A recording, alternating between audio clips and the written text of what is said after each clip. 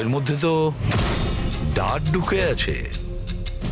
যদি ওর মৃত্যু microwave blast করে হয় তাহলেই 1, 2, 3, 4, 6 ছটা ডাটের শরীরে এলো কি করে? স্যার, মাইক্রোওয়েভ ব্লাস্ট হয়নি, এখানে তো বন্দুক রাখা আছে। আগে থেকে ডাট বন্দুকের সঙ্গে ফিক্স করা ছিল। স্যার, মনে হচ্ছে রতনকে মারার জন্য ভালো প্ল্যান করা হয়েছিল। কি ম্যানেজার, খবর রাখেন আপনার হোটেলে কি হচ্ছে? আপনার হোটেলের গেস্টকে কেউ মারার চেষ্টা করেছে মাইক্রোওয়েভে এই ডাট লাগিয়ে। স্যার আমি নিজেই সারপ্রাইজ যে এসব কি হচ্ছে। এখানে তোমার হোটেলের রুমে একটা মার্ডার হয়েছে, এর জবাবদিহি তো এই হোটেলকেই করতে হবে, আর তোমাকেও। কিন্তু স্যার আমায় এটা বলুন, আমরা আমাদের কাস্টমারদের কেন মারবো? জয়া জয়া তুমি বলো না স্যারদের। স্যারের চেক ইন করার আগে তুমি রুমটা ভালো করে দেখেছিলে না? হ্যাঁ স্যার। স্যার জিজ্ঞেস করুন নাকি। স্যার কাল রাত 11টার সময় উনি চেকিং করেছিলেন স্যার, আর 10:30টার সময় আমি নিজে চেক করেছিলাম সবকিছু ঠিক আছে কিনা। আর তখন মাইক্রোওভেনের ভেতর কোনো ডাট ছিল না স্যার।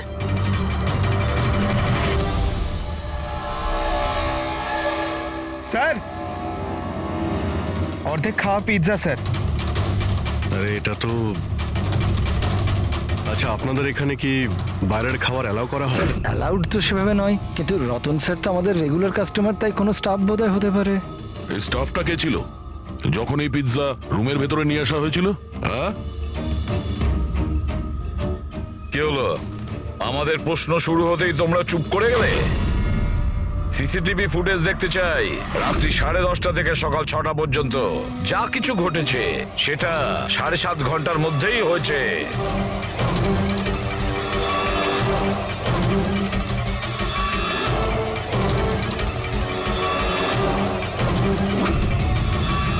ওই দেখো, 10:30টার সময় রতনবাবুর রুমে গিয়েছে, 11:15টায় বাইরে এসেছে, 15 মিনিট।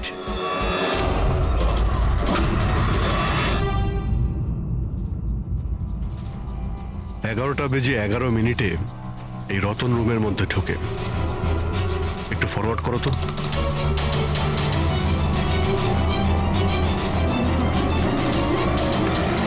রাত্রি 11:30টার সময় এ এসেছিল রতনের সঙ্গে দেখা করতে।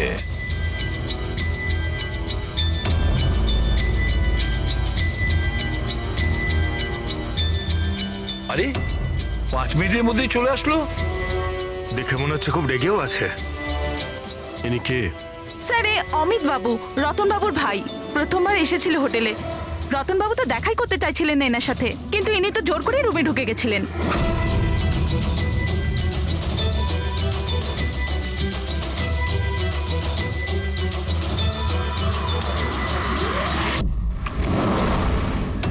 আচ্ছা, তার মানে এই পিৎজা এইভাবেই রুমের মধ্যে গিয়েছিল।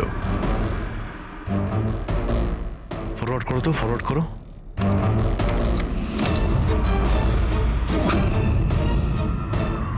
এই বেরোলো, স্টপ। 2টোর সময়, ও 12:30টার সময় ও পিৎজা নিয়ে ঢোকে আর 2টোর সময় বেরিয়ে আসে। এই মহিলা কে? হ্যাঁ স্যার এনার নাম সমিতা। ইনি রতন বাবুর খুব কাছের বন্ধু। প্রায় প্রত্যেক উইকেন্ডে উনি দেখা করতে আসেন।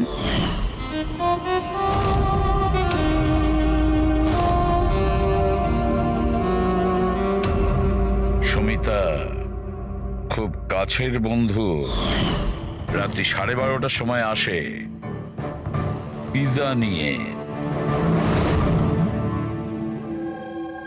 রতনকে শেষ কল কোনো সমিতা নামের মেয়ে করেছিল, আর তার আগে অমিত নামে কেউ। স্যার হ্যাঁ পঙ্কজ, 1 সেকেন্ড, এই পাসপোর্টটা দেখুন স্যার। এতে এই ক্যাম্বলির ভিসা লাগানো আছে। দ্বিতীয় এই বম্বে থেকে ক্যাম্বলি যাওয়ার টিকিট। ফটো তো ওরই, কিন্তু নাম রতন নয়, দিগ্বিজয় কুমার।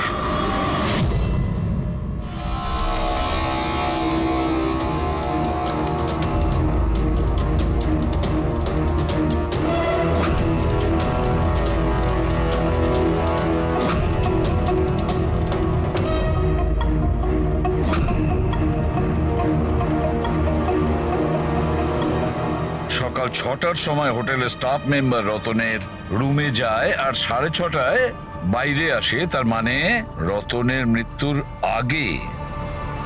এই স্টাফ মেম্বারের নাম কি? জানি না স্যার। কি? আপনি আপনার স্টাফকেও চেনেন না? হ্যাঁ, স্যার এ আমাদের স্টাফ নয়। আমি খোঁজ নিচ্ছি স্যার, দেখছি। মুকুল খোঁজ নাও, এই লোকটাকে কোনো নতুন স্টাফ জয়েন করেছে কি? স্যার একটা কথা বুঝতে পারছি না, এই রতন একজন ফিজিসিস্ট ছিল, দেশের স্পেশালাইজ স্পেস প্রোগ্রাম নিয়ে কাজ করছিল, তাহলে জাল পাসপোর্ট কেন বানালো? সেটাই তো, কেউ কোনো ফিজিসিস্টকে মারার জন্য এত লম্বা প্ল্যান কেন করবে? পুরবি, এই ল্যাপটপ চেক করো একটু রতনের। স্যার, হ্যাঁ, আমি সব রেকর্ড চেক করে নিয়েছি। এই লোকটা হোটেলের কোনো ডিপার্টমেন্টে কাজ করে না। ইনি তো কোনোদিন স্টাফই ছিলেন না। আমার তো মনে হয় ইনি বাইরের লোক। এই দেখো, বাইরের কোনো অচেনা লোক এখানে আসে, হোটেলের স্টাফ হয়ে ঘুরে বেড়ায়, এই আপনাদের সিকিউরিটি? হ্যাঁ,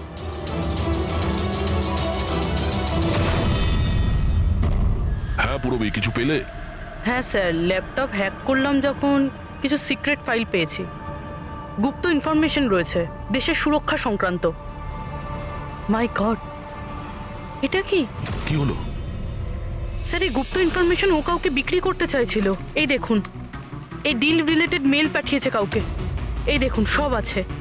এক্স্যাক্টলি এই গুপ্ত ইনফরমেশনটা কি যেটা রতন বেচতে চাইছিল? স্যার আমাদের দেশের বর্ডারে কতজন সৈন্য রয়েছে, আর্মিদের কাছে কি কি ওয়েপেন আছে, সৈন্যের দল কোন কোন এরিয়াতে আর কোথায় কোথায় রয়েছে, সব ইনফরমেশন রয়েছে। যদি এই ইনফরমেশন কোনো ভুল লোকের হাতে পড়ে যায় তাহলে দেশের সুরক্ষার ক্ষতি হতে পারে। কিন্তু স্যার এই মিলিটারির কনফিডেন্সিয়াল ফাইলও পেলো কোথা থেকে? অবভিয়াসলি পঙ্কজ, কোনো সাধারণ লোকের কাছে তো এই ফাইল থাকবে না। এই ক্লাসিফাইড ফাইলস আর এই ডুপ্লিকেট পাসপোর্ট এর দিকেই ইশারা করছে যে এই রতন কোনো ফিজিসিস্ট ছিল না। এ কোনো শত্রু দেশের গুপ্তচর ছিল, যে নিজের কাজ করার পরে এই নকল পাসপোর্টের সাহায্যে দেশ ছেড়ে পালিয়ে যেত সারা জীবনের জন্য। স্যার এ তো অ্যাপ্রন খুলে ফেলে বাইরে বেরিয়ে যাচ্ছে। ফোনেও কথা বলছিল, মনে হয় ওর পার্টনার হবে। প্যাট্রিক, হোটেলের বাইরে যে কটা সিসিটিভি ক্যামেরা আছে সব কটা ফুটেজ চেক করো।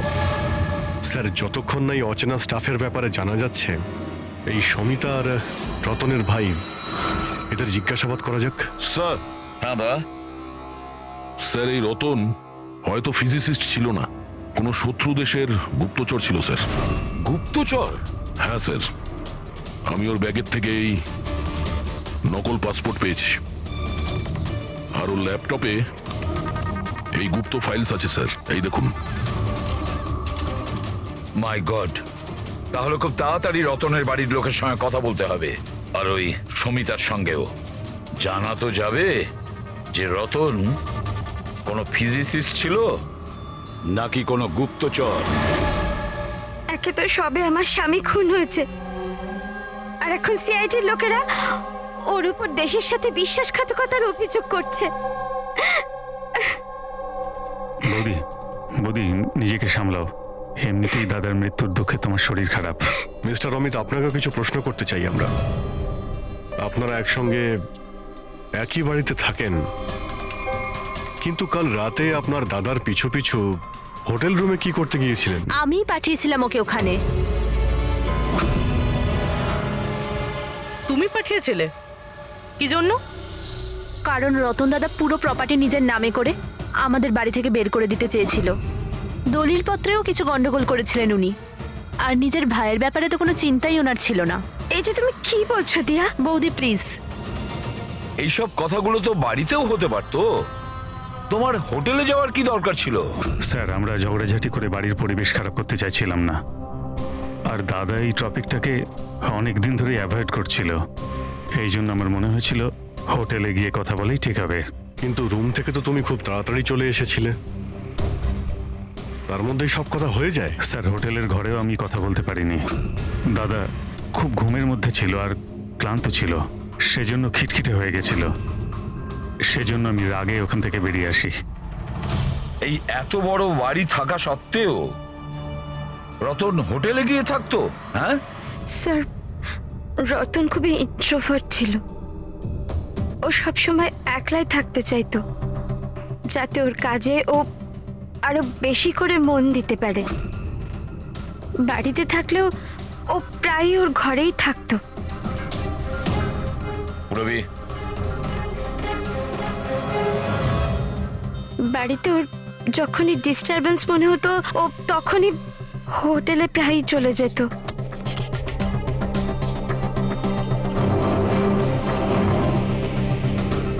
আচ্ছা এই সমিতাকে? সমিতা? প্লিজ কিছু করুন অফিসার।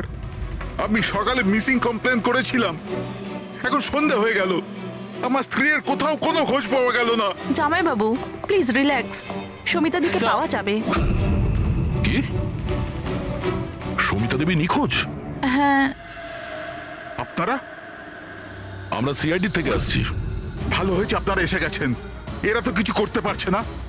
এবারে আপনারাই খোঁজ করুন, আমার স্ত্রী কোথায়? আমরা তো খোঁজ করবই, একটা খুন করে পালিয়েছে ও। কি?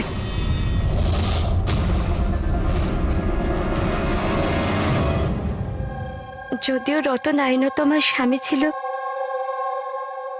আমি ওর ব্যাপারে কিছুই জানতাম না। ও আমার সাথে কিছুই শেয়ার করতো না।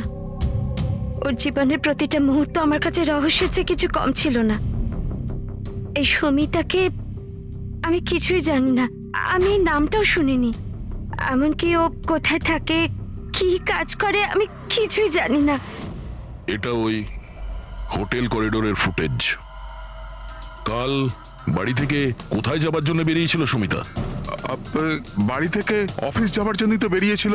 অফিস থেকে বেরিয়ে কোথায় গিয়েছিল কিছুই জানি না। আচ্ছা, কালকে ডিনারে কি খেয়েছিল Ratan? Plane cheese pizza.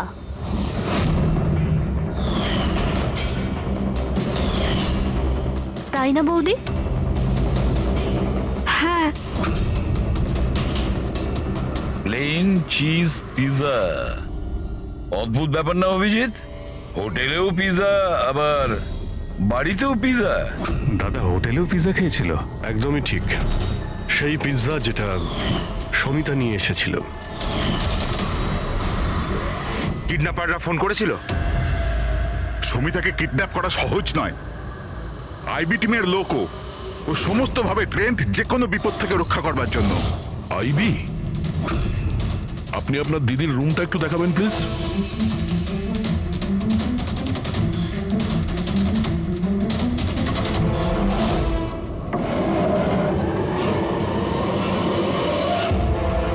Sir এটাই হলো দিদির ঘর।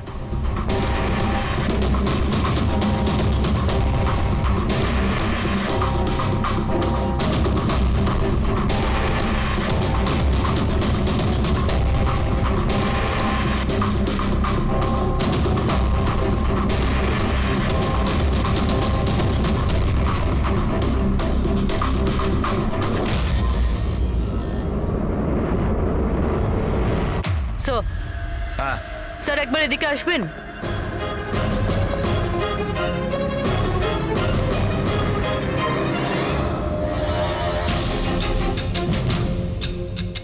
এই দেখো, রুমের ভেতরে আবার রুম। স্যার এদিকে আসুন। এই দেখুন, এই কম্পিউটার হ্যাক হয়েছে স্যার। একটা কাজ করো, পুরো ঘরের তল্লাশি নাও। দাড়ি আর উইগস, ওহো, প্রস্থেটিক্স। অভিজিৎ দেখছো এসব? হ্যাঁ স্যার। আর এই লকারে ক্লাসিফাইড ফাইলস, মনে হচ্ছে অনেকদিন ধরেই এর তদন্ত চলছিল। শুধু তাই নয় স্যার, কেউ তো আছে যে ওর ওপর নজর রাখছিল, ওর কম্পিউটারের এক একটা অ্যাক্টিভিটির ওপর নজর রাখছিল। কম্পিউটারটা হ্যাক করা হয়েছে। কে করেছে খোঁজ নাও।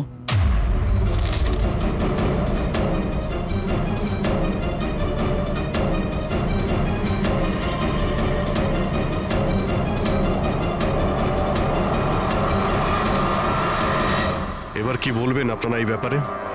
আপনারা রতনের সঙ্গে একই ছাদের নিচেই থাকতেন, আর এই ব্যাপারে আপনারা জানেনই না। স্যার আমরা কি করে জানবো স্যার? রতনদা তো নিজের ঘরে কাউকে ঢুকতেও দিত না। এমনকি স্যার কাজের লোক কেউ নয়, পরিষ্কারও স্যার উনি নিজেই করতেন। তাহলে ম্যাডাম আপনি আপনি কি বলতে চাইছেন? হ্যাঁ, এটা তো বেডরুমের ভেতরের ব্যাপার। স্যার আমি আপনাকে বললাম না, আমি কিছুই জানি না। আরে এই এই কবে আর কি করে হ্যাঁ দয়া, স্যার সমিতা বাড়িতে নেই স্যার, ও নিখোঁজ। আইবি বিউরোতে কাজ করে স্যার। স্যার আমরাও ল্যাপটপ চেক করেছি। পুরবী রতনের ল্যাপটপে যে ইনফরমেশনগুলো পেয়েছিল স্যার, ওই সমস্ত ইনফরমেশন এখানে সমিতার ল্যাপটপেও আছে। এই ইনফরমেশনটা লিক করে দেশ ছেড়ে পালিয়ে যাওয়ার চিন্তা ছিল। তাহলে দয়া এই সমিতা আইবিতে চাকরি করত, তার মানে দেশের সমস্ত তথ্য ওর কাছে আগে থেকে ছিল, যেগুলো ও রতনকে দিত আর রতন সেগুলোকে বিক্রি করত, আর দুজনেই এর থেকে রোজগার করত। হ্যাঁ স্যার, কিন্তু এইবার ও ডবল ক্রস করে দিয়েছে রতনকে।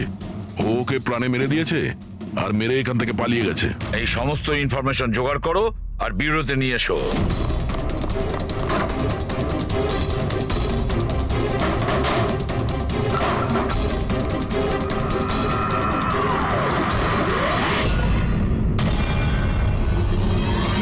স্যার স্যার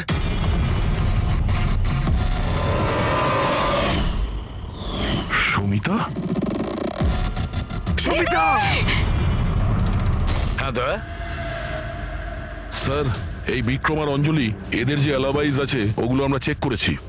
যখন খুন হয়েছিল ওই রাতে বিক্রম গ্র্যান্ড রোডে ট্রাফিক জ্যামে ফেসেছিল আর প্রায় রাত 2টোর সময় বাড়িতে পৌঁছেছে। আর এই অঞ্জলি? স্যার এই অঞ্জলিও রাত্রির 12টা পর্যন্ত কাজ করেছে আর প্রায় রাত্রি 1:30টার সময়ও বাড়িতে পৌঁছেছে। দয়া, এসব দেখে মনে হচ্ছে এটা সাধারণ কেস নয়, দেশের সুরক্ষার সঙ্গে জড়িয়ে রয়েছে। স্যার হ্যাঁ, স্যার এই দেখুন স্যার, ঠিক ব্লাস্টের আগে ওই সকাল 6টা 6:30 নাগাদ এই লাল গাড়িতে একজন মহিলা বেরিয়েছিল। স্যার হ্যাঁ, ওই যে নকল হোটেল স্টাফটা ছিল না, ও তখনই বেরিয়েছে কিন্তু অন্য গেট থেকে। এই দেখুন। পুরবী কটা নাগাদ গাড়ি এসেছিল? 6টা নাগাদ। বেরিয়েছে 6:30, মানে আধ ঘন্টা পরে। আচ্ছা ছবিটা একটু জুম করো তো, দেখি তো একটু। রবি, আমাদের ডেটাবেসে কিছু নাম আর ফেস আছে যারা দেশের ক্ষতি করতে পারে। এটা বেইমান আর গুপ্তচরের লিস্ট। এদের ফেসটা স্ক্যান করো আর ওদের সঙ্গে ম্যাচ করে দেখো। আর পঙ্কজ, আরটিও থেকে জানো যে এই গাড়ি কার নামে রেজিস্টার করা আছে। স্যার হ্যাঁ, কেসটা কিন্তু ভীষণ কনফিউজিং, কিছুই মাথায় ঢুকছে না যে আসল ব্যাপারটা কি। ফেডরিক, একটা কথা পরিষ্কার যে দেশের সুরক্ষার সঙ্গে যুক্ত, অর্থাৎ যে এই রতন আর সমিতাকে মেরেছে না, সে কোনো সাধারণ ক্রিমিনাল বা অপরাধী নয়। বিষয়টা অন্যরকম। ওহো, হ্যাঁ দয়া, কি হচ্ছে? কিছু পেয়েছো? হ্যাঁ স্যার পেয়েছি। এই মেয়েটা ছেলেটা ওই লিস্টে নেই স্যার যারা দেশের শত্রু, বরঞ্চ সেই লিস্টে আছে যারা দেশের সঙ্গে বেইমানি করে তাদেরকে ধরে মেরে দেয় স্যার। এরা দুজনেই আইবি অফিসার্স, আলিশা আর ঈশান। এসিপি প্রতিমান, আমি আপনার খুব সম্মান করি, তাই আমি কিছু বলছি না। যদি এই অভিযোগটাই অন্য কোনো অফিসার করতো তাহলে সে এতক্ষণে খুব পস্তাতো। শেখরবাবু, আপনি আইবির হেড, সেই জন্য আপনার এই হুমকি দেওয়া কথা সহ্য হতো না। এসিপি স্যার, আমি হুমকি দিচ্ছি না, আপনার অভিযোগের উত্তরগুলো দিচ্ছি। আপনি খুব সহজেই আমাদের ওপর রতন আর সমিতার খুনের অভিযোগ লাগালেন। আপনার কি মনে হয় যে ওরা দেশের শত্রু ছিল তাই আমরা ওদেরকে মেরে দিয়েছি? আমি অভিযোগ করছি না, আমি সরাসরি প্রশ্ন করছি। এই যা কিছু ঘটেছে সেটাই কি সত্যি? দেখুন স্যার, আমরা জানি যে আপনারা জানেন যে এরা দুজন দেশের সুরক্ষার সঙ্গে সম্পর্কিত কোনো ইনফরমেশন শত্রুদের বেচতে যাচ্ছিল। আর এটাও আমরা জানি শেখর বাবু যে মুহূর্তে রতনকে খুন করা হয় সেই সময় ঈশান আর আলিশা দুজনেই উপস্থিত ছিল। রতন খুন হওয়ার একটু আগেই ঈশান রতনের রুমে গিয়েছে।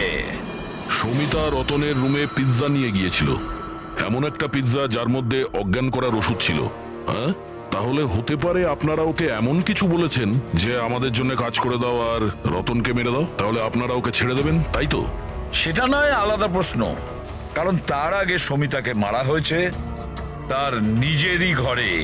হ্যাঁ, এটা ঠিক যে আমরা রতন আর সমিতার অবৈধ কাজের ব্যাপারে জানতে পেরে গেছিলাম, আর আমরা সেই জন্য শুধুই ওদের ওপর নজর রাখছিলাম। তবে এমন কোনো গল্প শোনাবেন শেখর বাবু যেটাকে বিশ্বাস করা যায়? স্যার, আপনি শেখর স্যারের সাথে এরকম ভাবে কথা বলতে পারেন না। আর তুমিও এসিপি স্যারের সঙ্গে এইভাবে কথা বলতে পারো না। Relax boys. আলিশা, তুমি বলো, তোমরা দুজন ওই দিন হোটেলে কেন গেছিলে? স্যার, রতনের ল্যাপটপ থেকে সেসব ফাইলসের কপি বানাতে যেগুলো সেদিন শত্রু দেশকে ইমেল করা হয়েছিল, যাতে আমরা এটা জানতে পারি যে আমাদের কোন কোন গুপ্ত ইনফরমেশন ওদের কাছে পৌঁছে গেছে। তাহলে এবার আপনাদের শান্তি হয়েছে তো? আমাদের উদ্দেশ্য শুধুই নজর রাখা ছিল, মারার ছিল না। হ্যাঁ, যদি দরকার পড়ে আর আমাদের কাছে অর্ডার থাকে, তাহলে এইরকম দেশের শত্রুদের মারার জন্য আপনাদের মতো লোকের পারমিশনের দরকার নেই। স্যার, আপাতত তো টেনশনের খবর এটাই যে যারাই ওকে মেরে থাকুক না কেন, ওরা দেশের সিক্রেট ইনফরমেশন পেয়ে গেছে, আর ওরা এই ইনফরমেশন যাকে খুশি দিতে পারে, শত্রুদের, মাওবাদীদের অথবা অন্য কাউকে। তবে হ্যাঁ, যদি আমরা ওই মানুষটাকে পেয়ে যাই যে ওদের দুজনকে মেরেছে, যার কাছে দেশের ইনফরমেশনগুলো আছে, তাকে মারবার আগে আমরা এক মুহূর্তও ভাববো না। আর এটা আমরা পুরো বিশ্বাস করি যে আইবি পৌঁছানোর আগে সিআইডি ওখানে পৌঁছে যাবে। এসিপি প্রদ্যুমান, আপনার অফিসারকে এটা বোঝান যে এই সময়টা একে অপরকে চ্যালেঞ্জ করার নয়, বরঞ্চ একসাথে মিলে কাজ করার। শেখর বাবু, দেশের জন্য আপনারা যতটা চিন্তা করেন ততটা চিন্তা সিআইডিরাও করে থাকে। তবে একটা কথা মনে রাখবেন, যতক্ষণ না এই কেসটা সলভ হচ্ছে ততক্ষণ আপনারা ওই বেঈমানের কাছে পৌঁছতে পারবেন না। সমিতা ওই বিশেষ ইনফরমেশনটা লিক করে রতনকে দিয়েছিল, আর রতন ওই ইনফরমেশনটা কাউকে বিক্রি করতে যাচ্ছিল। কিন্তু তার আগেই রতন তার বেঈমানির কাজটা শেষ করে ফেলুক, কেউ সমিতাকে রতনকে খুন করার প্ল্যানে অংশীদার করে নেয়। আর ওটা যদি ঈশান না হয়, তাহলে যেই হোক স্যার ওকে খুব তাড়াতাড়ি খুঁজে বার করতে হবে, আর ওই সমিতাকেও মেরেছে। হ্যাঁ বলো সালুকে। কি কি সালুকে, আবার কি নতুন শুরু করলে? কেন? যখন আমরা নিজেদের চোখে ওই সিসিটিভি ফুটেজে দেখলাম রাত্রি 12:30টার সময় সমিতা ওই হোটেলে ছিল, আর তুমি বলছো যে ওটা সমিতা ছিল না, তাহলে ওটা কে ছিল? রতনের মৃত্যু কি করে হয়েছে? রতনের মৃত্যু হয়েছে বিষের কারণে। ওই যে ডাটটা আমরা রতনের বডি থেকে পেয়েছিলাম, তাতে এত ভয়ঙ্কর বিষ লাগানো ছিল যে সেকেন্ডই রতনের মৃত্যু হয়েছে। আর স্যার, পয়েন্ট নাম্বার 2, এই মাইক্রোওয়েভে ডার্ট ফিক্স করার জন্য খুনি অনেক সময় পেয়েছে, কারণ এই ওষুধ মেশানো পিৎজা খাওয়ার জন্য ও একেবারে বেহুশ হয়ে পড়েছিল। বস, যে নেশার ওষুধটা পিৎজায় পাওয়া গেছিল, সেই নেশার ওষুধটা আমরা রতনের পেটে পেয়েছি। হ্যাঁ, পুরো ইনগ্রেডিয়েন্টসটা আমরা ভালো করে চেক করতে পারিনি, কিন্তু ঠিক আছে সালুকে, আমি সবকিছু মেনে নিলাম। আগে এটা বলো, এই সব কিছুর পেছনে সমিতার ওখানে হোটেলে থাকা না থাকার কি কানেকশন আছে? সেটাই বলছি বস। ও ডায়াবেটিসের পেশেন্ট ছিল, সুগারের পেশেন্ট। ওই মহিলার মৃত্যু হয়েছে কোনো ভেজাল দেওয়া ইনসুলিনের কারণে। আর সব থেকে ইম্পর্টেন্ট ব্যাপার, ওই মেয়েটির মৃত্যুর সময় রাত 10টা থেকে 12টার মধ্যে। কি? এক্স্যাক্টলি। এই 12টার মধ্যে যদি ও মারা গিয়ে থাকে, 12:30টার সময় ওকে হোটেলে কি করে দেখতে পাওয়া গেল? স্যার, যদি সুমিতা রতনকে না মারে আর অমিত, ঈশান আর আলিশাও যদি না মারে, তাহলে রতনকে মারলো কে? আর ওই ফুটেজে যে মেয়েটাকে আমরা দেখেছিলাম, ও যদি সুমিতা না হয় তাহলে আর কে ছিল? সমিতা। এসিপি স্যার, আপনি বোধহয় এটা জানেন না যে আমি কত বড় টেনশনে আছি। যদি ওই খুনি ধরা না পড়ে যে রতন আর সমিতাকে মেরেছে, তাহলে দেশ কত বড় বিপদে পড়তে পারে সেটা আপনি বুঝতে পারছেন না। আমি খুব ভালো রকম জানি শেখর বাবু, খুব ভালো রকম জানি, কিন্তু একটা কথা মনে রাখবেন, দেশের কোনো ক্ষতি আমি হতে দেব না। তার আগেই আমরা খুনিকে ধরে ফেলবো। স্যার, ওই খুনির আইডেন্টিটি আমরা সেখান থেকে পেতে পারি যেখান থেকে ওরা একে অপরকে মেল করেছিল। হ্যাঁ পঙ্কজ, আমার তো এটাও মনে হচ্ছে যে নিশ্চয়ই কোনো আশেপাশের লোক হবে যে সমিতা আর রতন এদের দুজনের ছোট ছোট অভ্যাসগুলোর ব্যাপারেও পুরো জানতো। হ্যাঁ স্যার, যেমন ধরুন সকালে উঠেই রতন মাইক্রোওয়েভে কফি বানাতো। আর সমিতাকে ইনসুলেন্সের ইঞ্জেকশন পৌঁছে দেওয়া, সেটা তো কাছেরই কেউ করতে পারে।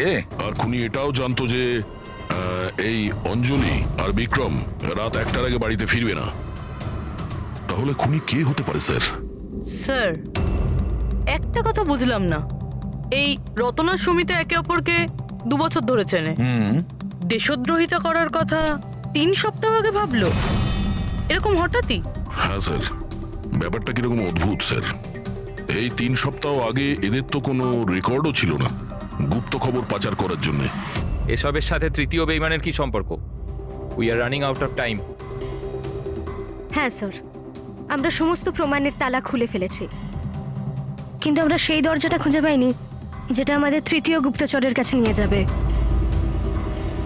আছে, তৃতীয় দরজা আছে, আর এই তৃতীয় রাস্তাই আমাদের গুপ্তচর পর্যন্ত পৌঁছে দেবে। সেটা কি? ওই দরজার নাম পিজা। পিজা। ওই মহিলা যে কালো চশমা পড়েছিল, মাথায় কোকড়ানো চুল, পিজা নিয়ে গিয়েছিল সমিতা সেজে, সেদিন ও পিজা নিয়ে এসেছিল বাইরে থেকে হোটেলের ভেতরে। আর ওটাও এই জন্যই করেছে যে ওর ওই পিৎজার মধ্যে ঘুমের ওষুধ মেশানো দরকার ছিল। যদি হোটেলে অর্ডার করতো তাহলে ও সুযোগও পেত না এবং সময়ও পেত না ওই ওষুধটাকে পিৎজার মধ্যে মেলানোর জন্য। আর হোটেলের লোকেরাও কিছু বলেনি, কারণ ওরা ওকে চেনে। দয়া, ওই হোটেল রয়্যালের আশেপাশে ওই পিজালো ব্র্যান্ডের যে কটা দোকান আছে সেখানে খোঁজ নাও, সবকিছু পরিষ্কার হয়ে যাবে।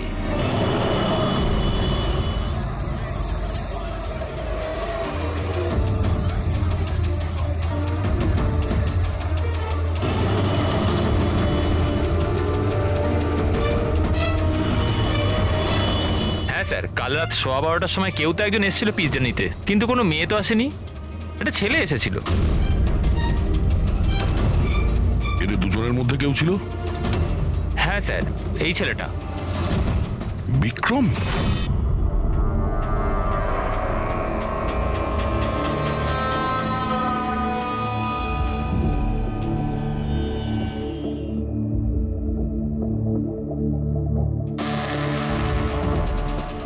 ব্যাপারটা কি?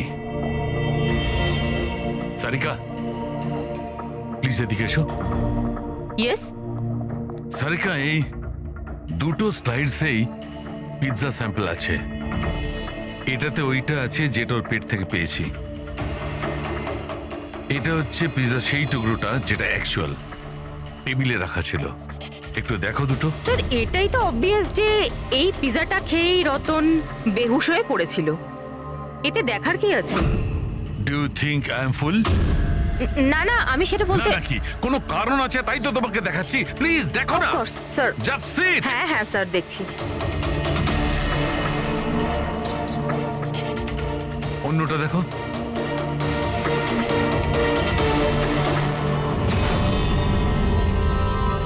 কি?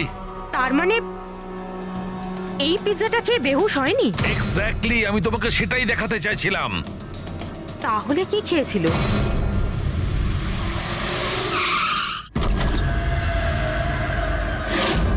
বিক্রম, বিক্রম, বিক্রম, এর কি হলো? এই বিক্রম, ফ্রেডি, তাড়াতাড়ি অ্যাম্বুলেন্সে ফোন করো।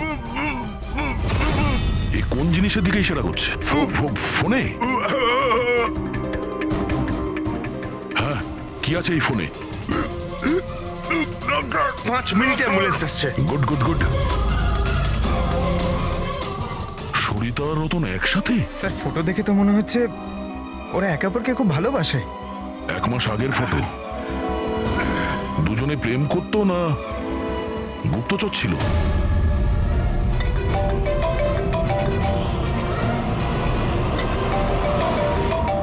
হ্যাঁ ডক্টর সালুকে। আরে ভাই, এই কেসটা তো একটা নতুন মোড় নিয়ে নিয়েছে। আবার কি হলো? মনে আছে ওই পিৎজা, ওই যে পিৎজাটা যেটা রতন খেয়েছিল, যার কারণে ঘুমিয়ে পড়েছিল? হ্যাঁ হ্যাঁ, ওই পিৎজা যেটা ওই নকল সমিতা হোটেলে নিয়ে গিয়েছিল। আরে ভাই, এইটাই তো খটকা। আসলে রতন ওই পিৎজাটার কারণে অজ্ঞান হয়নি। রতন অজ্ঞান হয়েছে অন্য কোনো জিনিস খাওয়ার ফলে। ও হয়তো হোটেলে আসার আগেই সেটা খেয়েছিল। হোটেলে আসার আগে? অভিজিৎ বলেছিল যে হোটেলে আসার আগে রতন পিৎজাই খেয়েছিল। আচ্ছা, কালকে ডিনারে কি খেয়েছিল রতন? প্লেন চিজ পিৎজা, তাই না বৌদি? হ্যাঁ।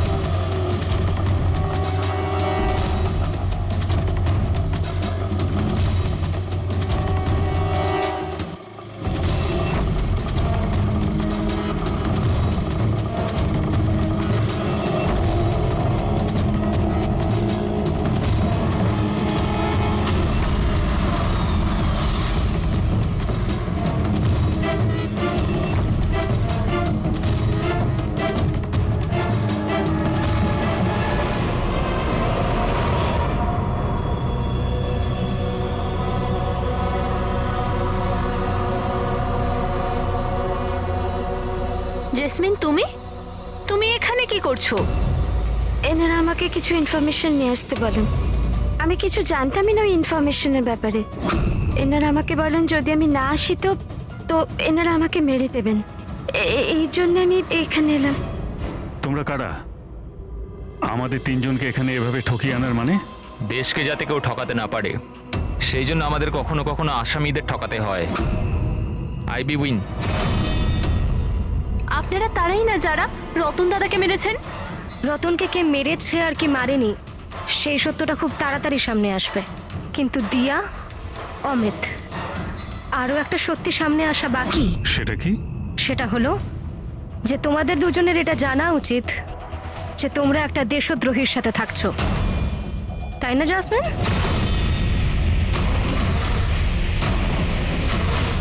ও হোয়াট ননসেন্স!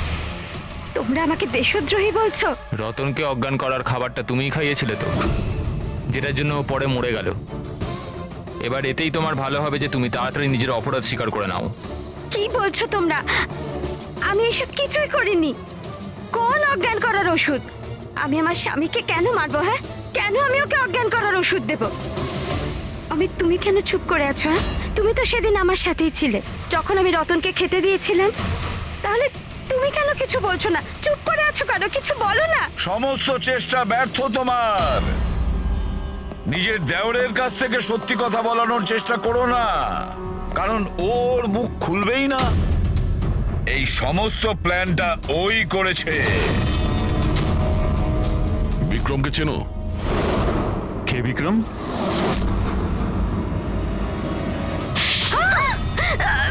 অমিত, আপনারা এদিকে আসুন। সেই বিক্রম যাকে সমিতার রতনের এক্সট্রা ম্যারিটাল অ্যাফেয়ার সম্পর্কে তুমি জানিয়েছিলে আর কিছু ফটোও পাঠিয়েছিলে হ্যালো মেসেঞ্জারে। এই দেখো, ডিসপ্লে পিকচারে তোমার মুখ আছে। কিছু মনে এলো? এটা কি? এই সমিতার রতনের ফটোগ্রাফস বিক্রমকে হ্যালো মেসেঞ্জারে জেসমিন পাঠায়নি, অন্য কেউ পাঠিয়েছে। অমিত? দেশের ক্ষতি করার আমার কোনো উদ্দেশ্য ছিল না স্যার। এই যে বিশ্বাসঘাতক গুপ্তচর যে অ্যাঙ্গেলটা, এই সব কিছু আমার গেম প্ল্যান ছিল, যাতে আমি আইনকে ভুল বোঝাতে পারি। পুরো ব্যাপারটা ডিটেলে বলো। এইসব তুমি কেন করতে গেলে? স্যার, এই সব কিছু একটা গেম প্ল্যান ছিল, যাতে রতনের মৃত্যুর অভিযোগ আমার ওপর না আসে, আর সমিতার মৃত্যুর অভিযোগ বিক্রমের উপর না যায়।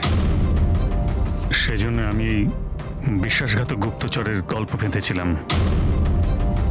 কিন্তু রতনকে মারতে কেন চাইছিলে তুমি? হ্যাঁ, ও আমাকে আর দিয়াকে এই বাড়ি থেকে বাইরে বার করে দিতে চাইছিল। যদি এটা ও করে দিত, আমি তাহলে কিচ্ছু করতে পারতাম না। কিন্তু আমার ভাগ্য ভালো ছিল যে সেই সময় আমি রতন আর সমিতার লাভ অ্যাফেয়ারের ব্যাপারে সবকিছু জানতে পারি। আর তখনই আমি এই সমস্ত প্ল্যানটা বানাই। আমি সমিতার হাজবেন্ড বিক্রমকে তার বউয়ের বিশ্বাসঘাতকতার প্রমাণ দিই। রাত তো এত হচ্ছে আমার যে মনে হচ্ছে ওকে ডিভোর্স দিয়ে দিই, কিন্তু কি করি, তাতে তো আমারই লোকসান। যদিও আমাকে ছেড়ে দেয় তো আমি নিজেই পথে বসে যাব। তাহলে ডিভোর্স দিও না, তার থেকেও বড় কিছু ভাবো।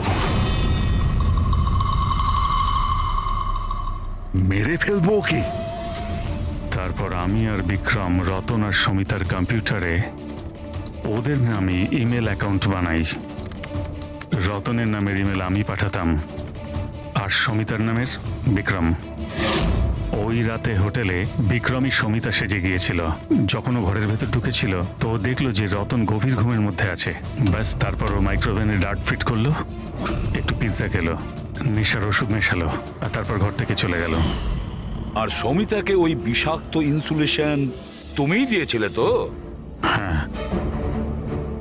হোটেল যাওয়ার আগে আমি সমিতার বাড়ি গিয়েছিলাম। হ্যাঁ বলুন, আপনি কে? তোমাকে মুক্তি দিতে এসেছি। মানে? দুজন লোককে ভালোবাসা তো ভালো কাজ নয় সমিতা দেবী। হোটেলের রুমে রতনের সঙ্গে কেন দেখা করতে গিয়েছিলে? কারণ তুমি তো অনেক আগে থেকে এসব প্ল্যান করে রেখেছিলে। ও আমাকে বাড়ি থেকে বার করে দিতে চেয়েছিল ঠিকই, কিন্তু ছিল তো আমারই দাদা। শেষ সাক্ষাৎ তো দরকার ছিলই। আর এই সব কিছুই আমাকে আমার প্ল্যানে সাহায্য করেছে। আমি বিক্রমকে আগে থেকে ইনফর্ম করে দিই যে রতন ঘুমের ঘরে আছে আর কিছুক্ষণের মধ্যে শুয়ে পড়বে। আর তুমি ভাবলে যে সিসিটিভি ফুটেজও অনেক লোক দেখবে, আর তার মধ্যে যদি তোমাকে দেখা যায় কেউ সন্দেহ করবে না।